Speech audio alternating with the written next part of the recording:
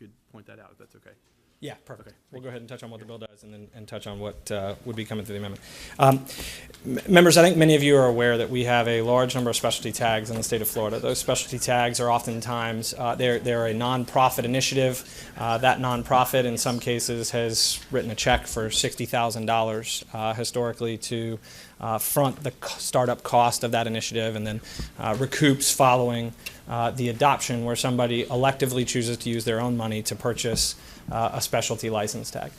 Because it has been kind of a popular program, we've seen a number of challenges. Those challenges include moratoriums, where we have told some nonprofits, because they are not already in the program, that they may not come into the program. We have told others that because they're in, they can stay in. And meanwhile, every year we see more and more specialty license tags being proposed at the legislative level. What we are trying to do with this package, members, is try and reform this process to make it as equitable as possible, to make it as market-driven as possible, to give consumers in the state of Florida the ability to pick the specialty tag that they would like on their vehicle, and then simultaneously ensure that those proceeds are going to the stated purpose. So that's the intention here. Members, this bill does a couple of things. It does include 3 proposed new tags. The first is a pediatric cancer tag. The bill would propose that 10% of those proceeds may go to administrative costs, 90% must go to the treatment and research of pediatric cancer. It does have what would be the first out-of-state university tag. And then lastly, remember that's for Auburn University, and then members, lastly, it includes the Florida State Beekeepers tag. For those of you who have seen the Cheerios marketing of late, I think we all know the importance that bees play in our agricultural economy and what they mean for feeding the state of Florida and beyond. Members, there's a couple things that are in the current bill that the amendment would take out. Last year, for those of you who are familiar with this effort, the House took a posture that said in order to have a specialty tag, you must sell at least 4,000 license tags. There are quite a few people who felt like that was kind of an arbitrary number that wasn't tied to anything other than us saying, here's the specific number. The amendment would actually propose a very different posture, and we'll touch on that in the amendment, but the amendment would hope to take anything arbitrary out of the process, define a set number of tags that can be involved in the program, and then ensure that any new tag that the legislature passes and the governor signs into law would replace the lowest selling tag. So anybody in the program would simply have to continue selling their tag. Members, there is language in the current bill, and I believe the department, having met with me today, is going to share some comments on language that requires an audit every 2 years. We are trying to land the plane on that and work on something that is a good use of taxpayer dollars, but maintaining the integrity of the program. Currently in the bill, members, and I think the department will also touch on this today, there is a provision that the department needs to come back to us and report, in essence, the cost of goods sold for any individual tag. I believe we may have some concerns, the department has some concerns that their system from an IT side cannot actually report that. And so we're trying to work through that. The intention there, the effort there, members, is to make sure that no tags are being subsidized. So the purpose of this program, at least I think the consensus, is that if a nonprofit was to put a tag into the marketplace, so to speak, of tags, that they are not being subsidized by the adoption of other tags, that at a minimum they are selling the base number to break even on the program. We do believe that 1,000 tags, the current law, apparently does hit that break-even point, but I expect to have some commentary on that. And then lastly, members, I think one of the issues that's in the bill right now that I think has drawn as much concern as any, and something that I am incredibly sympathetic to, and I know some members on this committee have some concerns, is Section 7 of the bill that would standardize the design of these tags to basically designate a portion of the tag that could be kind of customized with the logo or the artwork, but the remainder of that tag being standardized. We have heard from a lot of stakeholders who have significant concerns about that. I'm continuing to have conversations on that and make sure that nothing we do in the package disenfranchise anybody who feels like, hey, the design of our tag is actually what helps us get adoption, or what helps us create awareness for our cause. And then lastly, I think perhaps even a public safety concern. So where law enforcement is able to identify a vehicle. For example, Representative Trumbull and I both drive a similar vehicle right now. If we had different specialty tags on there, perhaps it would be very easy for law enforcement to say it was the white Ford F-150 that had a certain tag on it. That's kind of an overview of the bill, Mr. Chair, and I know we have the amendments. Thank you, Representative Grant. Very good explanation. And so explain your amendment number one, which you essentially did, but barcode 308597. If you want to highlight quickly what you're taking out, just one more time, that'd be helpful. Let me double check on the amendment, Mr. Chair. Is that reading that barcode again? Just to make sure Sure. Barcode 308597. And it's essentially the removal of the number requirements. It's that amendment. Members, as I mentioned in introducing the bill, there is currently in the bill a language that suggests you must sell at least 4,000 tags to maintain the program. What the amendment would say is that we're going to go ahead and create a marketplace defined as 125 specialty license tags. Should the legislature adopt and the governor sign into law any new specialty tags moving forward, that specialty tag will then replace the lowest performing tag. It also stipulates that no more than 5 specialty license tags can be added in any given year, and that is the amendment. Thank you, Representative Grant. And we have an amendment to the amendment. It's handwritten by Representative Fant, and Cheryl and Greg are going to pass that out. Thank you. Representative Fant, you're recognized to explain the handwritten amendment to the amendment. Thank you, Mr. Chairman. The amendment to the amendment is designed to remove any references to out-of-state universities in the bill. That's the amendment, sir. Thank you, Representative Fant. Having presented the amendment, are there questions of the sponsor on of the amendment to the amendment? Representative Cortez, you're recognized to ask a question on the amendment to the amendment. To the bill sponsor, may I? Good question, Representative Cortez. Representative Grant, would you like to address whether or not this is a friendly or unfriendly? Friendly Was or that your question? unfriendly amendment, Mr. Chairman. It is an unfriendly amendment.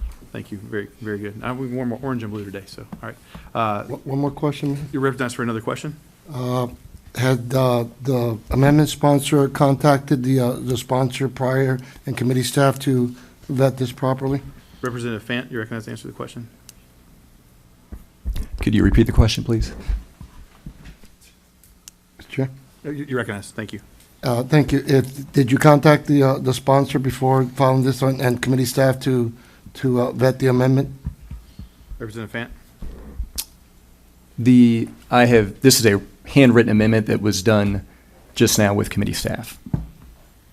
Thank you. Further question, Representative Cortez? Did you have any, Did you have any communication with the bill sponsor prior to the handwritten bill? Representative Fant. Such communication is not required, and no, I did not do that, sir. Thank you. Thank you. Further questions of the sponsor of the amendment to the amendment? Representative Drake, Vice Chair Drake, rather, you're recognized for a question.